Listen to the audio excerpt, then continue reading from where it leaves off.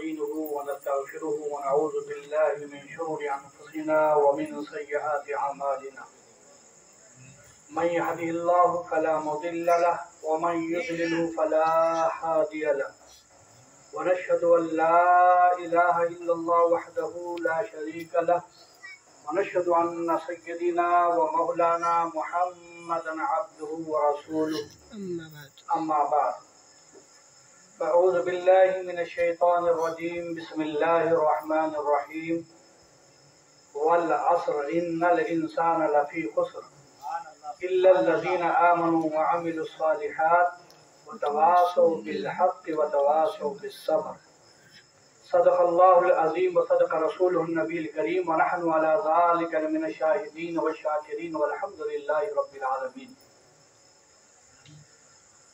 تقریر کرنے سے قبل آئیے ہم اور آپ مل کر وساخہ انعامدار مدینی تاجدار حضور احمد مصطفیٰ محمد مصطفیٰ صلی اللہ تعالی علیہ وسلم کی بارگاہ بے کس پناہ میں درود پاک کا نذرانہ پیش کیجئے، پڑھیے بآواز بلند اللہم صلی علی سیدنا و شفیعنا و حبیبنا مولانا محمد وبارک وسلم صلاۃ و سلام علیک یا رسول اللہ صلاۃ و سلام علیک یا حبیب اللہ صلی اللہ تعالی علیہ وسلم۔ ابھی میں نے جس آیت کریمہ کا تلاوت کا شرف حاصل کیا ہے اس میں رب قدیر ارشاد فرماتا ہے والعصر ان الانسان لفی خسر۔ اس کا سیدھا سا ترجمہ ہے قسم ہے زمانے کی سارے انسان گھاٹے میں ہیں۔ قسم ہے زمانے کی سارے انسان گھاٹے میں ہیں۔ اس ترجمے کو سننے کے بعد آپ کے ذہن میں یہ سوال آتا ہوگا کہ یہ کیسے ہو سکتا ہے کہ خدا یہ کہہ رہا ہے قسم ہے زمانے کی سارے انسان گھاٹے میں ہیں۔ آپ کا ذہن اس کو تسلیم نہیں کرتا، اس لیے اگر یہ بات 100 سال پہلے کہی جاتی تو معلوم ہوتا کہ 100 سال پہلے یہ بجلی نہیں تھی، انسان گھاٹے میں تھا۔ 100 سال پہلے اگر یہ بات کہی جاتی قسم ہے زمانے کی سارے انسان گھاٹے میں ہیں کہ لوگوں کو رہنے کے لیے مکان نہیں تھے، اگر 100 سال پہلے اگر یہ بات کہی جاتی کہ لوگ جنگلوں میں رہا کرتے تھے، پہاڑوں میں رہا کرتے تھے، رہنے سہنے کے لیے کوئی سلیقہ نہیں تھا، لیکن آج کا یہ ایسا دور ہے کہ یہاں ہر چیز میسر ہے، رہنے کے لیے ایک سے ایک بلڈنگ نظر آ رہے ہیں۔ آج کا انسان شیش محل میں رہ رہا ہے، آج کا انسان بڑے بڑے بنگلات میں رہ رہا ہے، آج کا انسان ایٹمی تجربات کر رہا ہے، آج کا انسان چاند پر دستک دے رہا ہے، آج کا انسان ہواؤں کو چیر جا رہا ہے، آج کا انسان دریا کا کلیجہ چیر جا رہا ہے۔ اگر یہ بات 100 سال پہلے کہی جاتی تو یہ تسلیم کیا جاتا تھا کہ 100 سال پہلے لوگوں کو کھانا اچھا نہیں میسر ہوتا تھا، 100 سال پہلے لوگوں کو رہنے کے لیے بلڈنگیں نہیں رہا کرتی تھی، 100 سال پہلے لوگوں کو کپڑا پہننے کے لیے میسر نہیں ہوا کرتا تھا، 100 سال پہلے لوگوں کو رہنے سہنے کی قابلیت نہیں تھی، 100 سال پہلے اگر کہا جائے کہ لوگوں کو علم نہیں تھا، جاہل لوگ تھے، تو یہ تسلیم کیا جاتا تھا۔ آج قسم قرآن یہ کہہ رہا ہے قسم ہے زمانے کی سارے انسان گھاٹے میں ہیں۔ آج درخت پر کمنڈے ڈالنے والا انسان گھاٹے میں کیسے ہو سکتا ہے؟ چاند پر دستک دینے والا انسان گھاٹے میں کیسے ہو سکتا ہے؟ ہواؤں پر اڑنے والا انسان گھاٹے میں کیسے ہو سکتا ہے؟ دریا کا کلیجہ چیر جانے والا انسان گھاٹے میں کیسے ہو سکتا ہے؟ اور سورج کی چھاؤں کو مسخر کرنے والا انسان گھاٹے میں کیسے ہو سکتا ہے؟ ایٹمی تجربات کرنے والا انسان یہ گھاٹے میں کیسے ہو سکتا ہے؟ تو میرے دوستوں اور بزرگوں، میں آپ کو یہ بتانا چاہتا ہوں انسان کسے کہتے ہیں، انسان کسے کہتے ہیں، انسان کسے کہتے ہیں وہ آپ کو بتانا چاہتا ہوں۔ ایک ہے انسانیت، ایک ہے حیوانیت، ایک ہے انسانیت، ایک ہے حیوانیت۔ حیوان آپ جانتے ہیں گدھا ہے، بیل ہے اور جانور ہے، یہ حیوانیت ہے۔ انسان جو ہم اور آپ ہیں، اب دیکھیے اللہ تبارک و تعالیٰ نے اس 6 فیٹ کے انسان کے اندر दोनों चीजें जमा किया है। इंसानियत भी इस इंसान के अंदर है, हैवानियत भी इस इंसान के अंदर है। आप देखते चले जाएं, आप कहेंगे वो कैसे हो सकता है। आप देखें, आप जायजा लें आप अपने महलों का, आप जायजा लें अपने लोगों का। अगर कोई इंसान नाशाइस्ता हरकत करता है तो कहते हैं इसमें हैवानियत है। अगर कोई इंसान जिना करता है तो कहते हैं इसमें हैवानियत है। ये कैसा इंसान है, इसमें इंसानियत नजर नहीं आ रही है, हैवानियत नजर आ रही है। अगर कोई इंसान हराम काम करता है तो आप कहते हैं ये हैवानियत वाला काम कर रहा है। अगर कोई नाजायज काम करता है तो आप कहते हैं ये इंसानियत वाला काम नहीं, हैवानियत वाला काम है। तो मेरे दोस्तों और बुजुर्गों, चांद पर दस्तक देना ये इंसानियत नहीं, हैवानियत है। चांद पर दस्तक देना ये इंसानियत नहीं, हैवानियत है। आप कहेंगे कैसे? तो चांद पर दस्तक देना ये इंसानियत नहीं, ये हैवानियत है। अगर चांद पर दस्तक देना कामयाबी होती, चांद पर दस्तक देना अगर कामयाबी होती तो कुरान कहेगा तुमसे पहले मच्छर और मक्खी कामयाब होते, तुमसे पहले मच्छर और मक्खी कामयाब होते। दरिया का कलीजा चीर जाना अगर कामयाबी होती, कुरान कहेगा तुमसे पहले मेंढक और मच्छी कामयाबी हासिल कर लेती। तो मेरे मोहतरम बुजुर्गों और दोस्तों, इंसान के अंदर एक है इंसानियत, एक है हैवानियत। अल्लाह ने इंसान के अंदर दोनों चीजें पैदा की है। तो मालूम ये हुआ, पता ये चला, ये मालूम कैसे कर रहे हैं कि इंसानियत क्या चीज है, हैवानियत क्या चीज है। तो मेरे दोस्तों और बुजुर्गों, ये खाने पीने का नाम इंसानियत नहीं है, खाने पीने का नाम इंसानियत नहीं है, सोने जागने का नाम इंसानियत नहीं है, उठने बैठने का नाम इंसानियत नहीं है, घर और बिल्डिंग बनाने का नाम इंसानियत नहीं है, शीश महल में रहने का नाम इंसानियत नहीं है। खाने पीने का नाम अगर इंसानियत होता तो जानवर भी खाता पीता है। चलने फिरने का नाम इंसानियत होता तो जानवर भी चलता फिरता है। पीने का नाम अगर इंसानियत होता तो जानवर भी पीता है। घर में रहने का नाम अगर इंसानियत होता तो जानवर भी अपने घरों में, दरख्तों पे चिड़िया भी अपना घर बना लेती है। तो पता चला, मालूम ये हुआ, ना खाने पीने का नाम इंसानियत है, ना चलने फिरने का नाम इंसानियत है, ना सोने जागने का नाम इंसानियत है, ना चलने फिरने के नाम इंसानियत है, ना उठने बैठने का नाम इंसानियत है। इंसानियत क्या है तो कुरान से पूछें तो कुरान कहेगा, ए नादान इंसान, तू उधर उधर क्यों बहक रहा है, तू उधर उधर क्यों बहक रहा है। कुरान तो कह रहा है वल अस्र इन्नल इंसान लफी खुस्र। एक कसम है जमाने की, सारे इंसान घाटे में है। क्या कह रहा है? कसम है जमाने की, सारे इंसान घाटे में हैं। तो कुरान तो इंसानों से कह रहा है कि सारे इंसान घाटे में हैं। कुरान ये नहीं कहा वल अस्र इन्नल हैवान लफी खुस्र।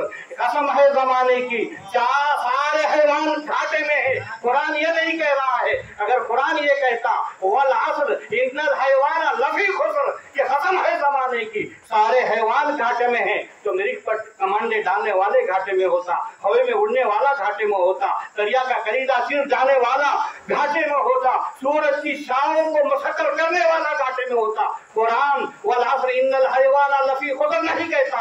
कुरान तो ये कहता है वल अस्र इन्नल इंसान लफी खुस्र। कसम है जमाने की सारे इंसान घाटे में है। तो कामयाब कौन है? कुरान से पूछें, कुरान तुम्हें जवाब देगा वल अस्र इन्नल इंसान लफी खुस्र इल्लल लज़ीना आमनु व अमिलुस सालिहात। जो ईमान और अमल वाले हैं वो कामयाब हैं। कुरान कहता है जो ईमान और अमल वाले हैं वो कामयाब हैं। चांद पर दस्तक देना कामयाब नहीं, हवा पर उड़ना कामयाब नहीं, सूरज की छाओं को मसक्कर करना कामयाब नहीं, दरिया का कलीजा चीर जाना कामयाब नहीं, शीश महल में रहना कामयाब नहीं, ताज महल का बसेरा करना कामयाब नहीं। अगर कामयाबी चाहते हो तो ईमान और अमल वाले हो जाओ, कामयाब हो जाओ। ईमान और अमल वाला अगर चटाई पर बैठा है तो कामयाब है, अगर ईमान और अमल वाला नहीं है, तख्त पर बैठा है, तब भी घाटे में है।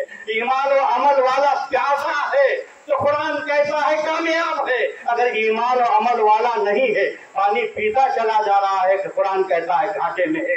ईमान और अमल वाला प्यासा है, قرآن کہتا ہے بھوکا ہے، قرآن کہتا ہے کامیاب ہے، اگر ایمان و عمل والا نہیں ہے، کھاتا چلا جا رہا ہے مگر گھاٹے میں ہے۔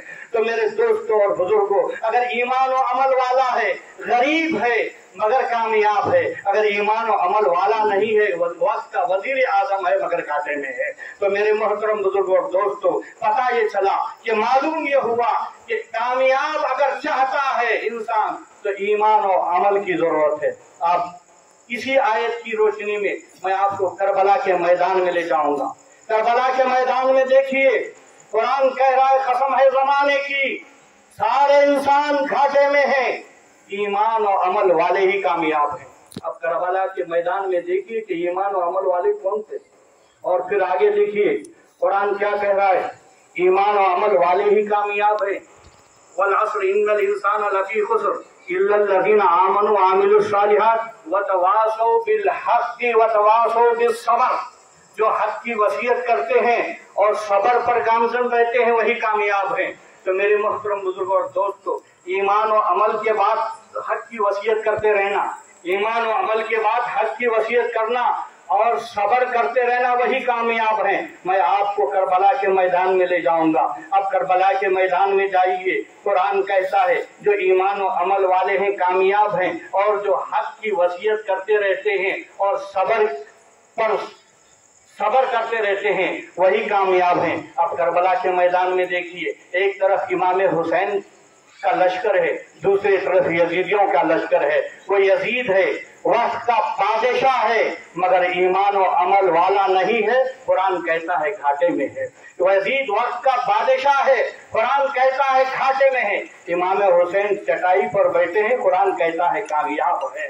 کربلا کے میدان میں امام حسین پیاسے ہیں، قرآن کہتا ہے کامیاب ہے۔ پوری یزید پیتا چلا جا رہا ہے مگر قرآن کہتا ہے گھاٹے میں ہے۔ کربلا کے میدان میں حق پر ایمان و عمل والے امام حسین ہیں، قرآن کہتا ہے کامیاب ہیں۔ یزید ایمان و عمل والا نہیں ہے، قرآن کہتا ہے گھاٹے میں ہے۔ اور کربلا کے میدان میں صبر اور حق کی وصیت کرنے والے امام حسین ہیں، قرآن کہہ رہا ہے کامیاب ہیں۔ یزید نہ صبر کر رہا ہے نہ حق کی وصیت کر رہا ہے، قرآن کہہ رہا ہے گھاٹے میں ہے۔ تو میرے محترم بزرگوں اور دوستوں، پتہ چلا، معلوم یہ ہوا، چاند پر دستک دینا کامیابی نہیں ہے، مریخ پر کمنڈے ڈالنا کامیابی نہیں ہے، اور ہواؤں کا کلیجہ چیر جانا کامیابی نہیں ہے، دریا کا کلیجہ چیر جانا کامیابی نہیں ہے۔ اگر کامیابی ہے تو ایمان و عمل والا ہے تو کامیاب ہے۔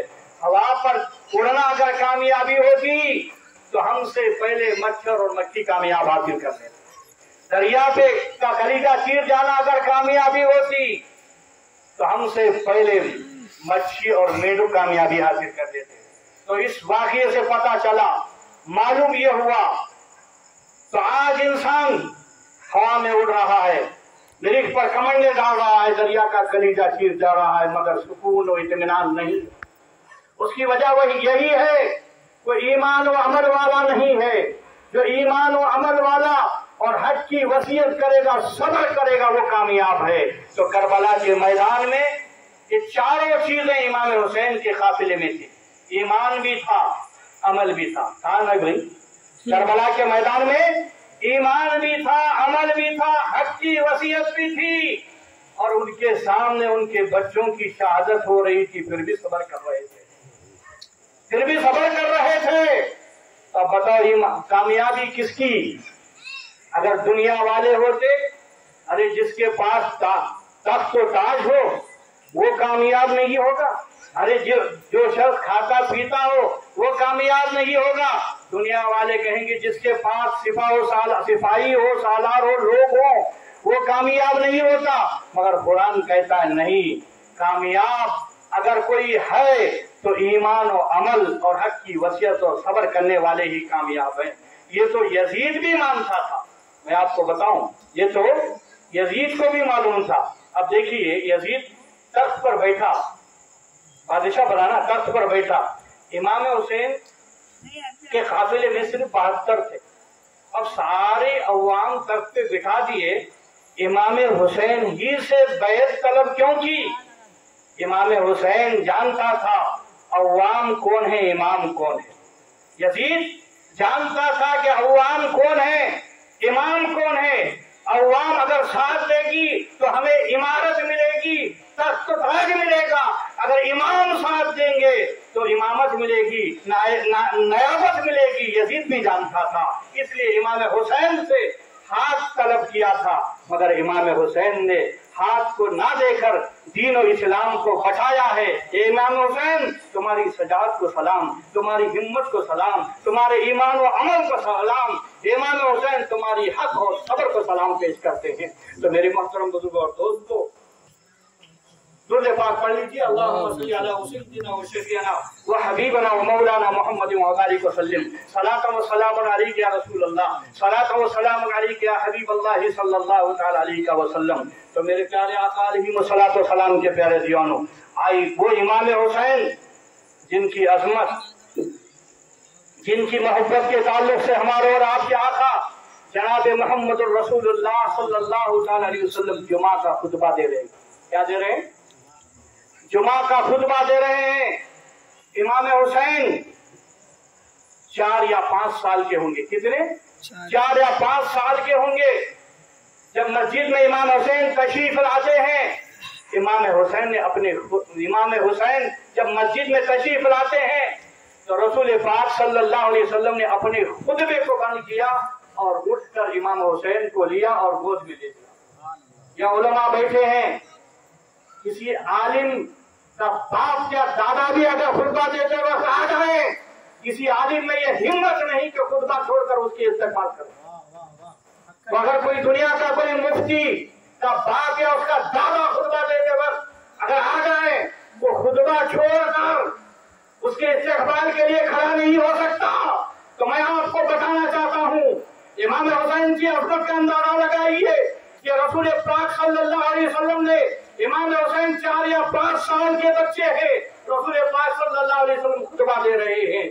जैसे ही उनकी नजर इमाम हुसैन पर पड़ती है, फौरन खुतबे को बंद करते हैं, उड़ते हैं। इतना ही बस नहीं, इमाम हुसैन को गोद में लेते हैं और गोद में लेकर फरमाते हैं इनसे इमाम हुसैन को गोद में लेते हैं। रसूलुल्लाह फरमाते हैं, ये लोगों इन्हें पहचानो। बताइए, क्या लोगों को मालूम नहीं था कि रसूलुल्लाह के नवासे इमाम हुसैन है? मालूम था, मगर मेरे आका फरमाते हैं, लोगों पहचानो, इनसे मोहब्बत करो, इनकी मदद करो। क्या कहते हैं? ये लोगों इनको पहचानो, इनसे मोहब्बत करो और इनकी मदद करो। मैं आपसे पूछना चाहता हूँ, 4 या 5 साल के बच्चे को कौन नहीं जानता था? सारे सहाबा जानते थे ये इमाम हुसैन रसूलुल्लाह के नवासे हैं। सारे सहाबा इनसे मोहब्बत करते थे, मगर आका को ये बताने की जरूरत क्या थी? ये बताने की जरूरत क्या थी? और आका ने ये क्यों कहा, ये लोगों इन्हें पहचानो, ये मेरे नवासे हैं, इनसे मोहब्बत करो और इनकी मदद करो। बताने का मकसद ये है कि जब ये मेरे नवासा करबला के मैदान में शहीद होगा, ये लोगों इन्हें पहचानो, इनसे मोहब्बत करो। करबला के मैदान के वक्त बज़ाहिर दुनिया में मैं नहीं रहूंगा, इनकी मदद करना, इनकी मदद करना। और फिर ये भी फरमा दिया कि इनसे मोहब्बत करो। तो पता चला, मालूम ये हुआ, आज बहुत सारे जमातें वो सुन्नत, ये सुन्नत, ये सुन्नत, सुन्नतें बहुत बताती हैं। मैं उनसे कहूंगा, भाई ये भी तो सुन्नत है कि इमाम हुसैन से मोहब्बत करना और उनकी आल से मोहब्बत करना, ये भी तो सुन्नत है। इस सुन्नत को भी बताओ भाई, ये सुन्नत भी तो है कि इमाम हुसैन से मोहब्बत करना और उनकी आल से मोहब्बत करना, ये भी तो सुन्नत है। ये सुन्नत क्यों नहीं बताते? आज हमारे उलमा में भी कुछ तासुब आ गया है। आज हमारे उलमा में भी कुछ तासुब का ऐनक लगाए बैठे हुए हैं कि वो ये नहीं चाहते, हक बात कहने के लिए घबराते हैं, यानी तो तासुब का ऐनक लगाकर बैठे हुए हैं। तो मेरे दोस्तों, ये भी एक सुन्नत है, इमाम हुसैन से मोहब्बत करो और उनकी आल से मोहब्बत करना, ये भी एक सुन्नत है। इस सुन्नत को भी आम करना चाहिए। तो मेरे मोहतरम बुजुर्गों और दोस्तों, मैं याद कर रहा था, इमाम हुसैन रसूलुल्लाह के गोद में रसूल कहाँ बैठे हैं? मेंबर पर। रसूल का मेंबर, हुसैन का मेंबर, रसूल का गोद। क्या जान है! इमाम हुसैन का मेंबर रसूल का गोद है आप अंदाजा लगाइए दोस्तों, मेरे आका फरमाते हैं, ये लोगों पहचानो, इनसे मोहब्बत करो और इनकी मदद करो। तो बताने का मकसद ये है, ऐसे वाक़यात आप बहुत सारे सुनते हैं और दूसरे वाक़यात भी आप सुनते हैं। रसूल पाक सल्लल्लाहु अलैहि वसल्लम सर सजदे में रखते हैं, सर सजदे में रखते हैं। वाक़या निगारी की तरफ मैं इशारा करके गुजर जाऊं दोस्तों, और आपने वाक़या सुना है, बस इशारा करूंगा उसमें एक नुक्ता मैं आपके सामने पेश करके गुजर जाऊं। तो दोस्तों, आपने वाक़या सुना, रसूल पाक सल्लल्लाहु अलैहि वसल्लम ने अपने सर को सजदे में रखा तो इमाम हुसैन रज़ी अल्लाह तआला अन्हु आपके पुश्त पर बैठ गए। सुना ना, क्या बैठे? पीठ पर बैठे। पुश्त बोले तो पीठ, पीठ पर बैठे। आप सजदा जो करते हैं ना, जैसे सजदा करते हैं तो शक्ल जो है ये अंगूठी की तरह हो जाती है, ऐसे सजदे में ऐसा होती ना। रसूलुल्लाह सल्लल्लाहु अलैहि वसल्लम जब सजदा किए तो हालात ऐसी हो गई, लगे अंगूठी की तरह। अब इस अंगूठी को नगीने की जरूरत थी। अंगूठी किसको बनाया गया, ये तो अच्छा कीजिए, अंगूठी किसको बनाया गया? रसूलुल्लाह सल्लल्लाहु अलैहि वसल्लम अंगूठी बने हैं। और जब रसूलुल्लाह सल्लल्लाहु अलैहि वसल्लम अंगूठी बने हैं कि उनकी अंगूठी को नगीने के लिए बड़ी अजमत वाली चीज होनी चाहिए। हुसैन से बढ़कर नगीना दुनिया में कोई चीज नहीं थी। ये फरमाते हैं कि हुसैन से बढ़कर नगीना दुनिया के अंदर कोई चीज नहीं थी।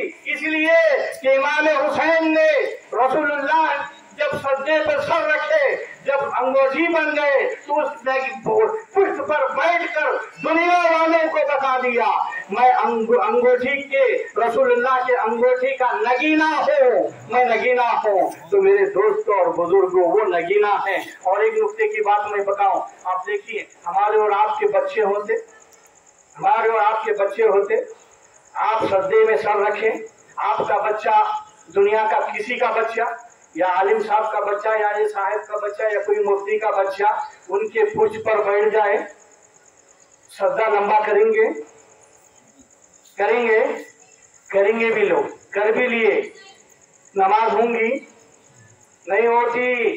क्यों? सजदे में उनको ख्याल आया कि मेरा बेटा मेरा पोतरा बैठा होगा। नमाज में अपने बेटे का, अपने पोते का, अपने नवासे का ख्याल आया तो इंसान मोमिन की, मुसलमान की नमाज नहीं होती। लेकिन जब रसूलुल्लाह सल्लल्लाहु अलैहि वसल्लम अपने सजदे में सर रखा होगा, जब उनके पुष्ट पर हमारे और आपके इमाम हुसैन रज़ी अल्लाह तआला अन्हु बैठे होंगे, जब उनको ख्याल आया क्या नहीं भाई? बोलो बोलो भाई, आया ना? क्या आया? नवासा मेरे पुष्ट पर बैठे, नवासा मेरे पुष्ट पर बैठे हैं। लेकिन तस्बीह को बढ़ा दी। कब तक बढ़ाए?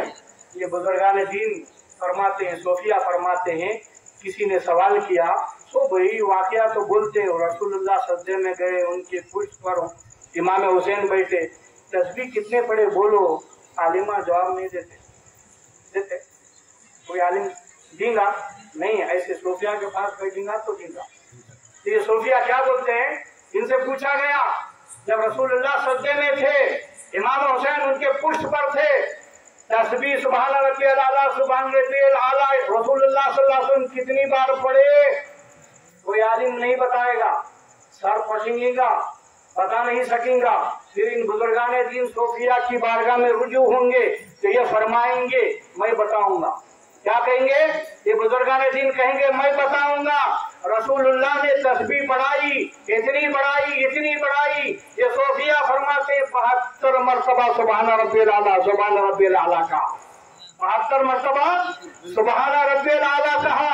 जब 72 पूरे हुए, इमाम हुसैन ने भी अपने पुष्ट, रसूलुल्लाह के पुष्ट मुबारक से उठ गए। कहने का उठने का मतलब ये है कि या रसूलुल्लाह, आप खुदा की दीन की इबादत कर रहे हैं, आप नमाज में हैं, मेरा ख्याल नमाज में आ गया है। जब मेरा ख्याल नमाज में आ गया, तुम्हारी नमाज नहीं टूटती, इसलिए कि मैं भी एक दीन हूँ। जब दीन खतरे में होगा, बचाने के लिए कोई नहीं आएगा।